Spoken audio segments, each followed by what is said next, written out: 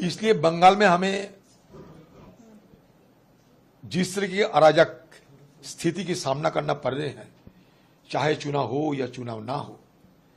चुनाव होने की पहले बंगाल में पंचायत चुनाव हुई थी, नगरपालिका चुनाव हुई थी, हमें वोट देने का मौका नहीं मिला। नामांकन भरने भी मुश्किल होने पड़े हमें। और चुनाव के बाद, चुनाव के दिन, चुनाव के पहले, चुनाव के बाद लूट और लूट, जबरदस्ती चुनाव में जीत हासिल किए जाते हैं। और उसके बाद पंचायत गठन करने के लिए भी इस तरीके की दहशतगर्द बंगाल के रीति रिवाज बन चुके हैं। और जिस दिन ये लोकसभा चुनाव हुई थी, उस समय भी, उसके पहले भी ये जो दहशतगर्द, ये बंगाल में बिल्कुल उसी तरह ही थी। चुनाव के दिन हो सकते कोई केंद्रीय बाहिनी की जो सेंट्रल फोर्सेस तैनात की चलते कुछ जगह वोट जरूर हुई थी, लेकिन ये हम दावे के साथ नहीं कह सकते कि बंगाल में हर जगह चुनाव शांतिपूर्ण तरीके से हुआ था जी। ये नहीं, बंगाल में हर जगह शांतिपूर्ण तरीके से चुनाव नहीं हुआ था, इसलिए कि चुनाव के दिन जिस तरीके की हिंसा और दहशतगर्द की माहौल बंगाल में पैदा हुआ था, ये सारे आपका कैमरे के अंदर ही है। अच्छा, चुनाव खत्म होने के बाद जितने सारे सीट जीत हासिल कर चुके हैं, फिर भी दहशतगर्द करने के लिए उनका कोई रोकथाम नहीं दिखते थे।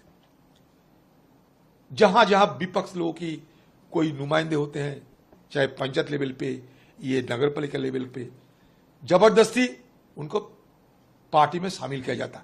पुलिस से डरा के, धमका के, मार के, पीट के, लालच दिखा के चलते रहते हैं। यही कोई बात अगर नहीं सुनते तो उनकी मौत की घाट उतार दिए जाते हैं।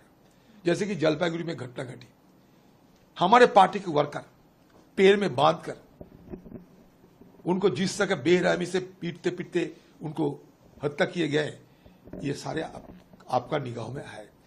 ये बंगाल में कोने कोने में इस तरह की दहशतगर्द की तस्वीर रोजाना हमें, आपको, सबको मिलता है। तो इस हालात में मुझे लगा कि यहां आके बड़ी बड़ी तो बात करते हैं, ममता बनर्जी की दिल्ली आते ही सद्दी बन जाते हैं और बंगाल जाते आम लोगों के ऊपर दहशतगर्द करना शुरू कर देते हैं।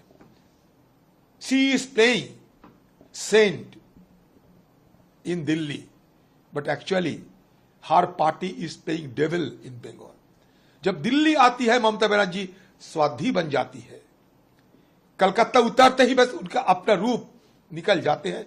और इसका गवाह सारे बंगाल की रोजाना जो घट रहे हैं बंगाल में कोने कोने में, इसमें ये सख्त जाहिर हो।